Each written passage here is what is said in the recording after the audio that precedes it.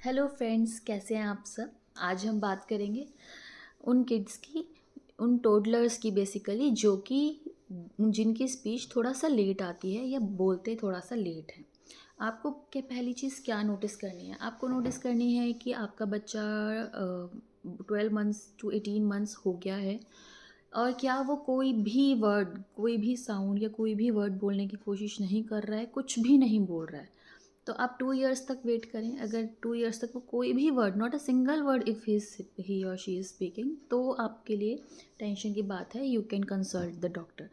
But अगर बच्चा बोल रहा है बट लेट है, if he is speaking few words, मम्मा, पापा, मम, वाटर चाहिए, मम, पानी, कुछ वर्ड्स बोलता है, दैट मीन्स ही और she is late in speaking और उसको थोड़ी सी प्रैक्टिस की ज़रूरत है और थोड़ा सा आपके एज अ पेरेंट ध्यान देने की ज़रूरत है।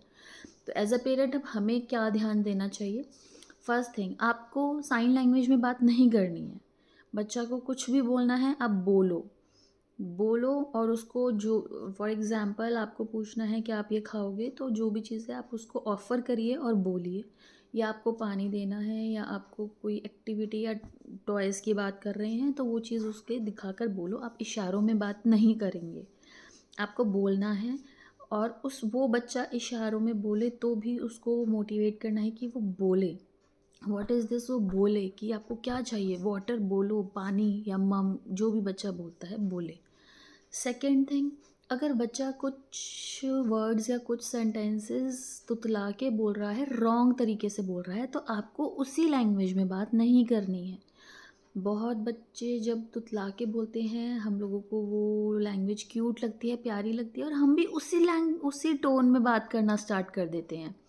जैसे कि अगर बच्चा को रोटी खानी है, वो रोटी को ओटी ओती बोलता है, तो हम भी उससे बोलते हैं ओती खाओगे, पराठा खाओगे। नहीं, हमें तुतलाकर नहीं बोलना है, हमें क्लियर वर्ड्स ही यूज़ करने हैं ऑलवेज़ बच्चों के सामने, जिससे बच्चा भी वो राइट वर्ड्स ही सीखेगा और वही बोलने की कोशिश करेगा। अगर आप रॉन्ग वर्ड्स ही बोलेंगे तो वो बच्चे को लगेगा यही करेक्ट तरीका है बोलने का, तो वो उसको करेक्ट करने की कभी ट्राई ही नहीं करेगा।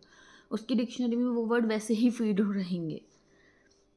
अब बात आती है कि कुछ चीज़ें जो आप बच्चों को दे सकते हैं, जिसमें बच्चा की बड़ी बाइट लेके हार्ड चीज़ें बाइट करे और च्यू करे। जैसे आप उसको कॉर्न दे सकते हैं खाने के लिए, सैलड्स में आप उसको रेडिश, कैरेट, ककम्बर, जो आपका बच्चा खाए, ऐसी चीज़ें आप उसको दें जिसमें वो उसका जॉ ओपन हो, वो बाइट करे और वो च्यू करे अच्छे से।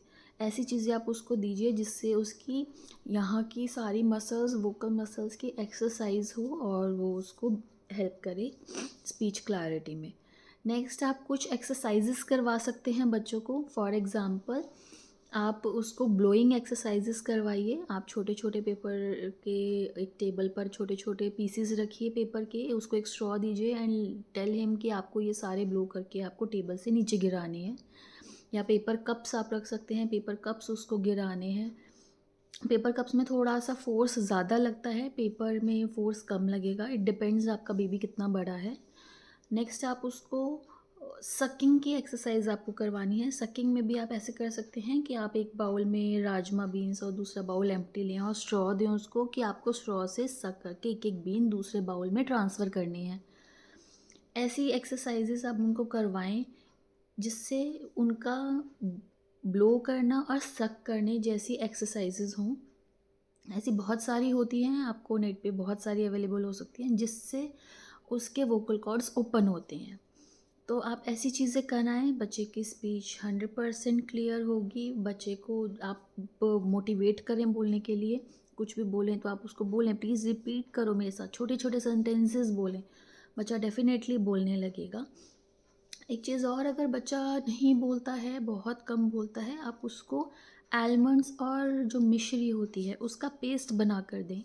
उससे बहुत हमारे बड़े बूढ़े लोग कह के गए हैं, दादी माँ का नुस्खा है कि बच्चा बोलने लगता है।